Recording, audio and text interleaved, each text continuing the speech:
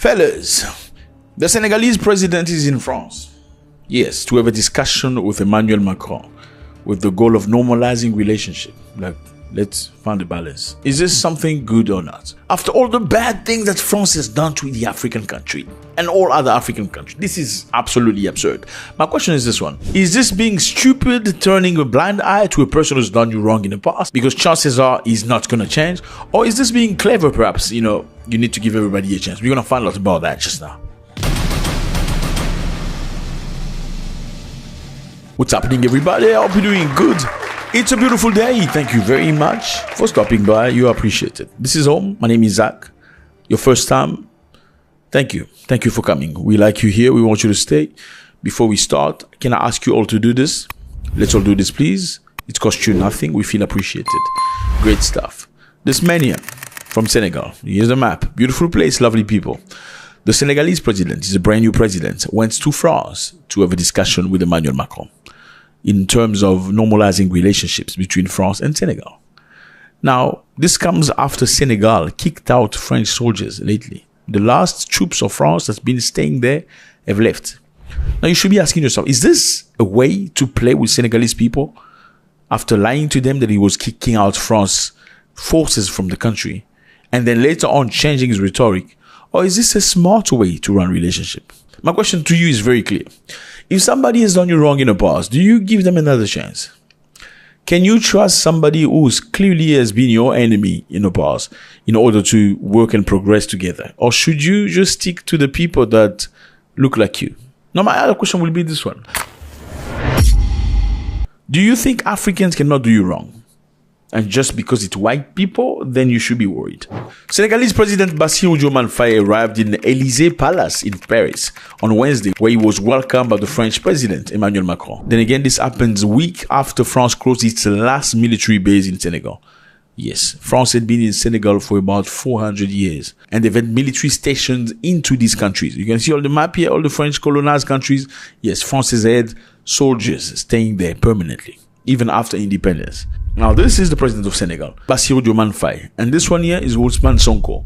Ousmane Sonko is the prime minister.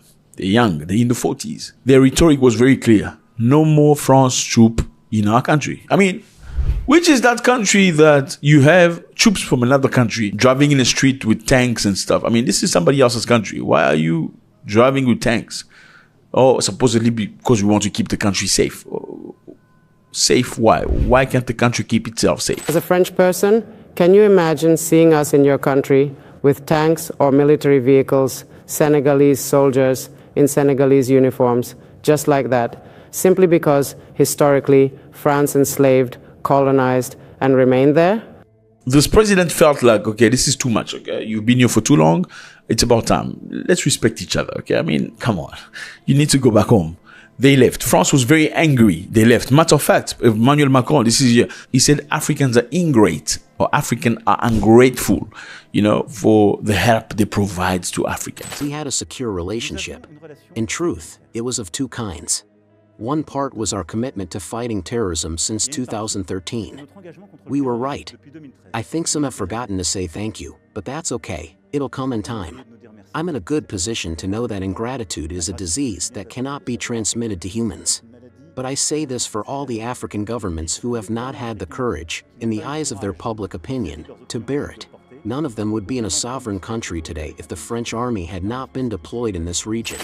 It's like, I've been helping you fight terrorism and eat French food and learn how to speak French, so you should be grateful forever. Okay? Don't ever question my presence in your house. Well, the Senegalese authorities say no, it's about time you leave. Now, after they left and people clap their hands, my question is, why do you go back to them and have a discussion?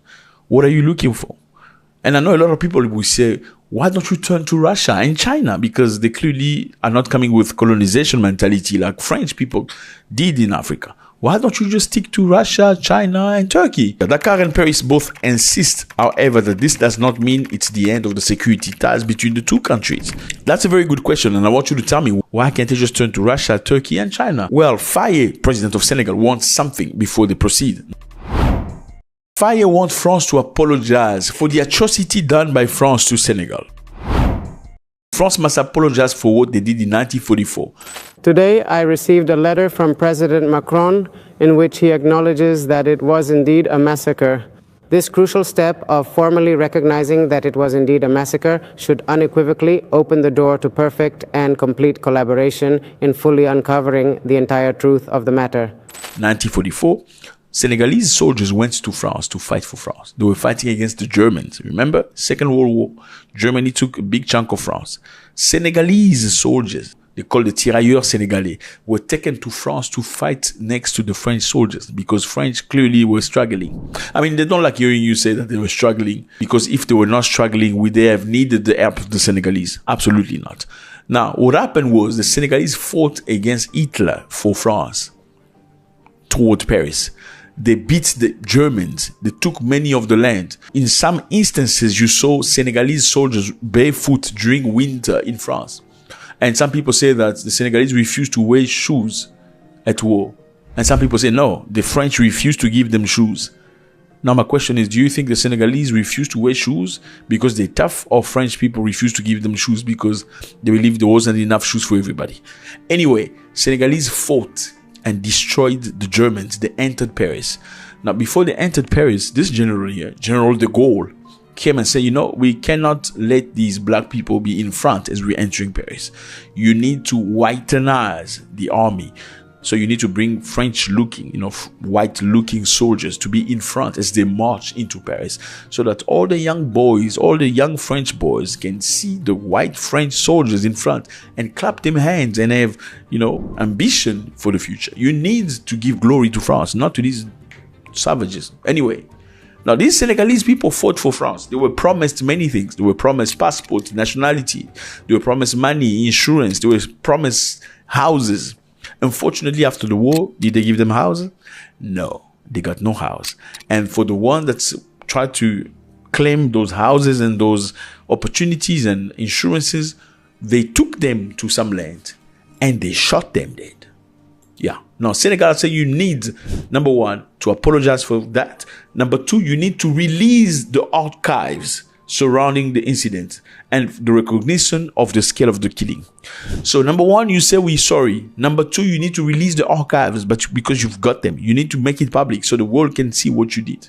So this relationship, as much as I know many people are like, if somebody crosses me one time, I'm not going to deal with him anymore. I'm done with you forever. Well, the rules of power, 48 laws of power say you should trust more your ex-enemy than your own friend, because your own friend can turn on you.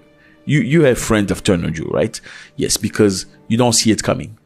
They switch on you and you're shocked. But your ex-enemy feels like you need to prove something. I'll give you a simple example. Somebody that works for you who's never really wronged you in any way, compared with somebody that worked for you in the past and stole from your stock, but you forgave them. Who is more likely going to be more loyal to you? Trust me, it's the second person. Why? Because he's wronged you in the past. And because he realized that wronging you was wrong, he's going to try everything to prove you that you can trust him. Okay. Now, in this context, is Senegal seeing France as actually a partner that he can use in that term? Because they've done them wrong in the past. Maybe it's an opportunity for them to do much better. Because remember, Senegal and France still have relationship in terms of commerce. Both governments have highlighted common goals in sustainable development, education, healthcare. So France has invested into development, education, and healthcare. Well, Senegal doesn't have other partners. Yes, Senegal is Turkey. Turkey is financing and promoting many things in Senegal. Senegal is Russia. Russia is present.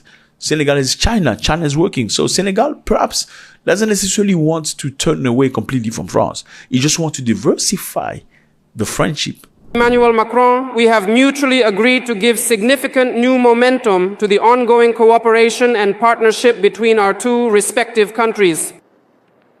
Without this ambition, we will not be able to achieve anything together. And this ambition can only be realized with the private sector. Now, should you have all your eggs in one basket? Maybe not, because if the basket falls on the ground, then you lose everything. Now, should we all be angry? Because a lot of Pan-Africanists are very angry at the Senegalese president. He's a sellout. What? Why does he go to France again? Or is that being smart to the next level? It's like saying Vladimir Putin shouldn't speak to Donald Trump or anybody else because they have war in Russia and because Russia has been sanctioned many, many times by all these other countries. Now, just because Russia was sanctioned and all that stuff economically by all these countries, should Russia stop talking to these countries? No. Because it's politics. In politics, you need to be smart. You need to outsmart your opponent. You know, you don't want to close yourself down. Surely they've done you wrong in the past. What makes you think your brand new partners will not do you wrong in the future? Question mark. Let me know how you feel about this. Is it a good thing that Senegal has opened the door by diversifying its friendship, including Russia, Turkey, and France, even though France has done the many wrong things in the past? Remember, President of France said that Africans make too many babies. This is the President of France saying that Africans make too many babies, and that's the reason why Africa is not developing. Adults today are women. That's the deep root of the gender inequalities. One of the critical issues we have regarding the African demography is the fact that this is not a chosen fertility. I always say, please present me the lady who decided, being perfectly educated, to have 7, 8, 9 children. And this is not teaching African people from New York. This is a pure bullshit to say that. A lot of African leaders today now dare to have this kind of speech. This is just because a lot of girls were not properly educated. That's why for me education is the main answer. First, to avoid the worst. Second, to maximize opportunities in African countries and in the rest of the world. Third, to properly monitor demography. It has nothing to do with money. You may give the Africans as much money as possible, but because they make too many babies, that's why they can't develop. Dude, I'm making 11 babies. What do you mean? What you mean? What you mean, brother? Let me know if you feel about this. God bless.